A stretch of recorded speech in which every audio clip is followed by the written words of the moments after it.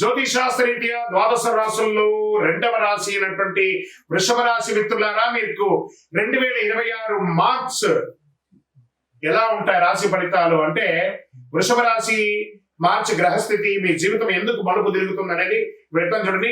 గురు భగవానుడు జన్మరాశి 1వ స్థానంలోను, శని 11వ స్థానంలో లాభ స్థానంలో, రాహు 10వ స్థానంలో ఉద్యోగ ఖ్యాతిలో, కేతు 4వ స్థానంలో ఇల్లు మనశ్శాంతిలోను, కేతు మన కుజుడు 2వ స్థానం ధనము మాటలోను, సూర్య భగవానుడు మరియు బుధ భగవానుడు 11 మరియు 12లో మార్పు చెందుతున్నారు.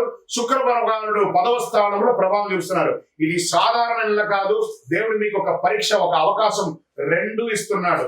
చాలా అద్భుతమైనటువంటి నెలగా చెప్పవచ్చు. ఫస్ట్ మనము ప్రైవేట్ ఉద్యోగులు తీసుకుంటాం. రాహు 10వ స్థానంలో ఉన్న ఆకస్మిక మార్పులు. ఇంకా కొంచెం చెప్పాలంటే కొంతమందికి ఉద్యోగంలో ఇబ్బందులు కూడా వచ్చే అవకాశాలు ఉన్నాయి. ప్రిపేర్ అవ్వడంలో తప్పలేదు. మార్చి 17 తర్వాత ఇంటర్వ్యూలకి మంచి సమయం, ఉగాది తర్వాత అని చెప్పండి. ఏమైనా వచ్చినా కూడా చాలా అద్భుతంగా ఉంటుంది. కొత్త కంపెనీలో ఆఫర్ వచ్చే అవకాశం ఉంటుంది. అక్కడ బాగా స్ట్రాంగ్ అయిన తర్వాత ఈ ఉద్యోగాన్ని వదలండి, లేదా అది లేక ఇది లేక ఇబ్బంది పడతారు. ఇంకా విదేశాల్లో H1B రాలేదండి, నాకు మేము ఏం చేయాలి, మాకు పిక్ కాలేదు, మేము ఎలా ఉండాలి అని అనుకున్న వాళ్ళకి అందరికీ కూడా వెయిట్, ఇమీడియట్ గా వచ్చేయకండి. అక్కడ ఏదో తిప్పలు పడి కొంచెం సాధించిన 1 year వెయిట్ చేయండి. ఇక్కడికి వస్తే ఇంకా మోసంగా ఉంది. కాబట్టి ఉన్న స్థలంలోనే ఉండండి, ఇంకా వెయిట్ చేయండి, భగవంతుని నమ్మండి. తప్పకుండా మీకు మంచి రోజులు రాబోతున్నాయి. వృషభ రాశి మిత్రులారా, మీరు సాధించడానికి కోసమే పుట్టారు. ఇంకా ప్రభుత్వ ఉద్యోగానికి వచ్చేటప్పటికి పై అధికారం నుంచి కాస్త ప్రశంసలు పొందే అవకాశాలు ఉన్నాయి. మీరు చేసిన ఒక గొప్ప పనికి వాళ్ళు ప్రశంసించే అవకాశాలు ఉన్నాయి. పదోన్నతి యోగం ఉంది. పాత ఫైల్ ఒకటి అకస్మాత్తుగా ముందుకు వస్తుంది. ఆహా, ఇది ఎన్నో రోజులుగా మిస్ అయిపోయాని, ఇది ఇప్పుడు దొరికింది అని ఒక అద్భుతమైనటువంటి భావన చేసుకుంటారు. చాలా అధికమైనటువంటి ఆత్మవిశ్వాసం వల్ల సమస్యలు వచ్చే అవకాశం ఉంటుంది. ప్రభుత్వ ఉద్యోగులు మీకు ఒక చిన్న సున్నితమైనటువంటి వార్నింగ్ అని చెప్పచ్చు. అసాంఘిక కార్యక్రమాలకి పాల్పడకండి. మీ ఉద్యోగం కూడా మీరు కోల్పోయే అవకాశాలు ఉంటాయి, జాగ్రత్త. ఇంకా వ్యాపారంలో చేసే వాళ్ళకి, అన్ని రకాల వ్యాపారాలకి శని 11వ స్థానంలో ఉండడం వల్ల లాభం ఉంటుంది. కానీ కుజుడు 2వ స్థానంలో ఉండడం వల్ల మాటల వల్ల కస్టమర్స్ బాధపడే అవకాశాలు ఉంటాయి. కాస్త ఆచితూచి మాట్లాడండి. వచ్చిన కస్టమర్స్ అందరూ దేవుడికి సమానం కాబట్టి వారికి నమస్కార ధోరణితో పిలిచి అద్భుతంగా వాళ్ళకి ఏం కావాలో అది ఇవ్వండి. మీరు ఇన్ఫ్లుయెన్స్ చేసి వాళ్ళ దగ్గర అమ్మకండి. ఇంకా రియల్ ఎస్టేట్ పాత స్థలాల అమ్మకం జరగవచ్చు, లావాదేవీలన్నీ అవ్వచ్చు. పోస్ట్ మార్చ్ తర్వాత, ఉగాది తర్వాత కొనుగోలు చక్కగా అయ్యే అవకాశాలు ఉన్నాయి.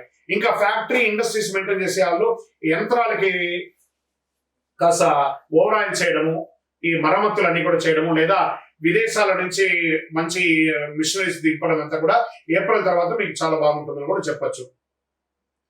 ఇంకా ఈ ల్యాండ్స్, లోన్స్, తర్వాత చిట్ ఫండ్స్ అవన్నీ వెళ్తున్నారు చూసారా. మీరందరూ కూడా ఒకసారికి 2 సార్లు డాక్యుమెంటేషన్ అంతా బాగా చదవండి, గోతులు చేయండి.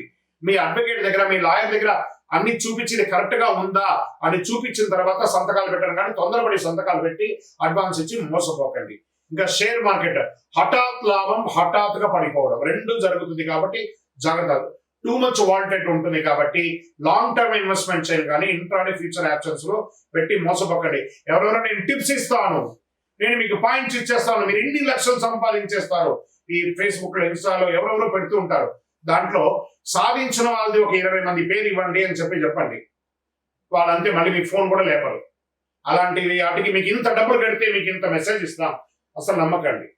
బాగా జాగ్రత్త పడండి. మార్కెట్ ఎలా ఉందో చూడండి. లాంగ్ టర్మ్ ఇన్వెస్ట్ చేయండి. మీ డబ్బులు మీ దగ్గరే ఉంటుంది. కొంచెం ముందు వెనకున్నా కూడా యాడ్ ఆన్ చేసుకుంటూ ముందుకు వెళ్ళిపోండి. ఇంకా గురు జన్మరాశిలో ఉండడం వల్ల ఆర్థికమైనటువంటి ప్రభావం ఉంటుంది, లాభసాటిగా ఉంటుంది. అదేవిధంగా ఖర్చులు కూడా ఉంటుంది. బంగారం కొనుగోలు శుభం అని చెప్పచ్చు. అప్పు ఎవరికి ఇవ్వకండి.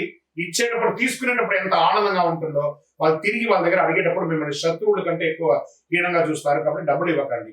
ఇంకా దంపతుల మధ్య కుటుంబంలో కేతు 4వ స్థానంలో ఉంటారు కాబట్టి అపార్థాలు, ఒకరి పట్ల ఒకరి ఈర్ష స్వభావం, ఈగో అని ఉంటుంది. భార్య భర్త దగ్గర, భర్త భార్య దగ్గర కాస్త సమరసం పాటించండి, ఎక్కువ చేయకండి.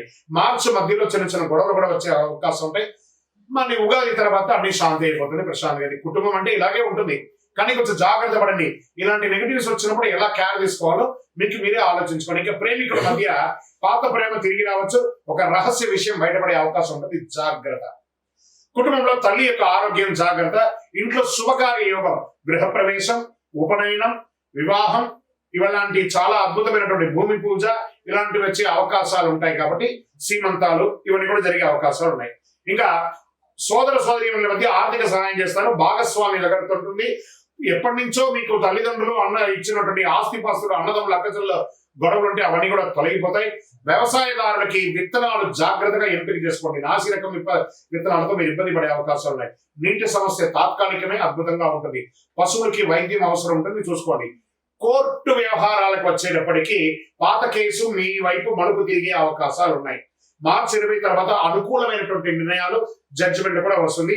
మధ్యవర్తిత్వం మంచిది కాదు.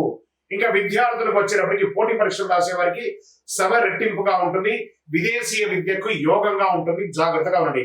ఐటీ, బ్యాంక్, హాస్పిటల్ రంగాల్లో చాలా స్ట్రెస్ పొందే అవకాశాలు ఉన్నాయి. కాస్త మీరు యోగా, ధ్యానం లాంటివి ఎక్కువ చేయండి. ఇంకా ఆరోగ్యపరంగా గొంతు, ఈ కంఠంకి సంబంధించి, ఈ యొక్క వోకల్కి సంబంధించి ప్రాబ్లం వచ్చే అవకాశం ఉంటుంది. టాన్సిస్ లాంటిది, చిన్న చిన్న శస్త్రచికిత్స కూడా అవకాశం ఉంటుంది. మంచి డాక్టర్ దగ్గర వెళ్ళి చక్కగా ఒక మాస్టర్ చెకప్ ఒకటి చేసుకోండి. నిద్రలేని తరం చేసుకోండి. మార్చి 10-15 మధ్యలోనే ఈ సర్జరీస్ వచ్చే అవకాశాలు ఉన్నాయి.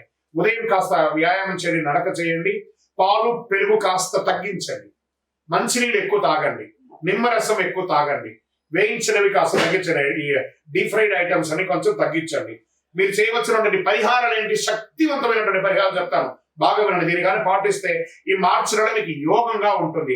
ప్రతి శుక్రవారం ఓం శుక్రాయ నమః అని 108 సార్లు జపించండి. అమ్మవారి ఆలయాల దర్శనం చేసుకోండి. వీలుంటే చండీ సప్తసతి పారాయణం చేయండి. ఇంట్లో అమ్మవారికి ప్రదక్షిణం చేయండి. ఆ నిమ్మకాయ దీపం వెలిగించండి. స్త్రీ పురుషులు ఎవరైనా కూడా రాహుకాల సమయంలో తెల్లని పూలతో అమ్మవారికి అర్చన చేయండి. పేద బాలికలు ఉంటారు కదా, ఆడపిల్లలు ఉంటారు కదా, వాళ్ళకి వస్త్రం ఇవ్వండి, లేదా పుస్తకం ఇవ్వండి, పెన్సిల్ ఇవ్వండి, స్లేట్ ఇవ్వండి. పేదవాళ్ళకి చక్కగా చేయండి. నవగ్రహ ప్రదక్షిణం ప్రతిరోజు 19 ప్రదక్షిణాలు చేయండి. ఒక్క 5 నిమిషాలు మనం కేటాయిస్తే ఆ దేవాలయంలో పోయి 19 ప్రదక్షిణాలు చేయడం వల్ల కనెక్టివిటీ అనేది, నాకు టైం లేదండి, భగవంతుడికి కూడా టైం లేదండి. భగవంతుడి దగ్గర మనం అపాయింట్మెంట్ తీసుకోవాలి. కాబట్టి జాగ్రత్త. వృషభ రాశి మిత్రులారా, అదృష్ట సంఖ్య 6 మరియు 2. అదృష్ట రోజు శుక్రవారం. అదృష్ట రంగు తెలుపు మరియు లైట్ గ్రీన్ అని కూడా చెప్పొచ్చు. అదృష్ట దిక్కు ఈశాన్యం అని కూడా చెప్పొచ్చు. ఇక వృషభ రాశి వారికి మార్చ్ ఒక దివ్య మార్గదర్శనం అని చెప్పొచ్చు. మీరు గర్వాన్ని వదిలితే దేవుడు గౌరవం ఇస్తాడు మీకు. బాగుంది కదా. మీరు కోపాన్ని నియంత్రిస్తే ధనం లభిస్తుంది. ఇలా మీరు తీసుకునే ఒక నిర్ణయం మీ కుటుంబ భవిష్యత్తుని శాసిస్తుంది. నమ్మకం ఉంచండి, ధైర్యంగా ముందుకు పోయండి. శుక్ర కృప పొందండి. విజయోస్తు. ఇంకను ఇది గోచార ప్రకారం చెప్పాను కదా. మీ యొక్క వ్యక్తిగత జాతకం తెలుసుకోవాలనుకుంటున్నారంటే మీ పేరు, మీ డేట్ ఆఫ్ బర్త్, మీ టైమ్ ఆఫ్ బర్త్, మీ ప్లేస్ ఆఫ్ బర్త్ మా యొక్క స్క్రీన్ లో కనబడుతున్నటువంటి నంబర్ కి వాట్సాప్ చేయండి, కాల్ చేయకండి. మా అడ్మిన్స్ మీకు రిప్లై ఇస్తారు. మాతో అపాయింట్మెంట్ పొందాలనుకుంటే విజయోస్తు.